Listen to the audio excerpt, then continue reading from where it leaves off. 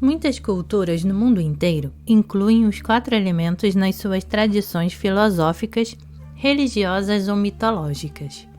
A maioria dessas tradições postula uma energia primária que até então se manifesta como correntes de energia reduzidas, conhecidas como elementos, um processo que se assemelha ao funcionamento de um transformador elétrico. Essa energia primária recebeu muitos nomes: prana, força vital, Ki e outros. Em todas as culturas, as características essenciais dessa energia têm sido idênticas, muito embora os nomes dados para a força primária e para os próprios elementos tenham variado. No Tibete, enormes estruturas chamadas estupas foram construídas como gigantescos símbolos da estrutura da criação. A base da estupa era um cubo, representando a terra, sobre o qual repousava uma esfera, água, e no alto da esfera havia uma estrutura semelhante a uma espiral, fogo. Então, bem no topo havia uma meia-lua, ar, sobre a qual pousava uma pequena esfera, éter, a palavra tibetana para a força primária da qual emanam todas as outras.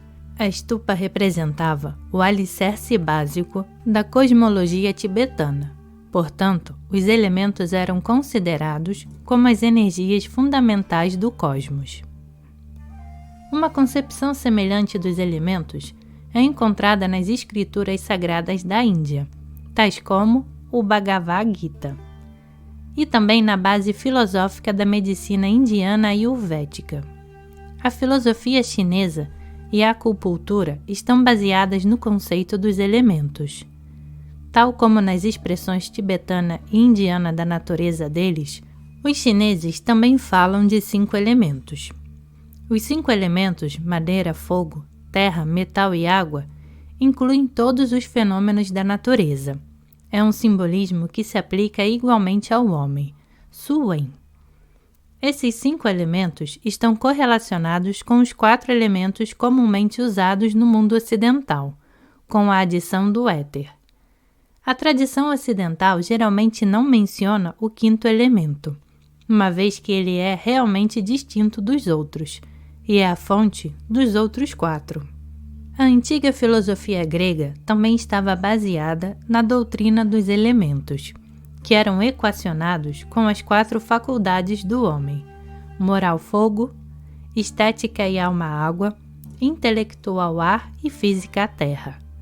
A Europa da Idade Média e da Renascença importou a ideia dos 4 elementos, tirando-os dos escritos de Galeno, e correlacionou-os com os 4 humores, que por seu turno deram origem aos 4 temperamentos humanos específicos. Estes são encontrados em todos os antigos livros de medicina da Europa, assim como nas obras de Shakespeare e de outros artistas literários. No Japão, encontramos muitos exemplos da importância dada aos elementos.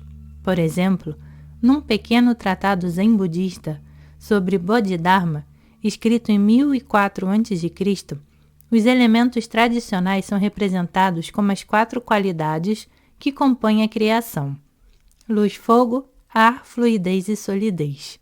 Os elementos também estão intrincadamente entrelaçados no tecido da mitologia. Na antiga Suméria, onde a religião abrangia cada aspecto e cada atividade da vida, as divindades mais importantes correspondiam aos elementos: Anu, o céu; ar, Enlil, a tempestade; fogo, Ninhursag, a terra; e Enki, as águas. Os exemplos precedentes revelam que os elementos em si, como o zodíaco, foram considerados não somente uma realidade vital, com a qual os antigos tinham que lidar, mas a base da própria realidade.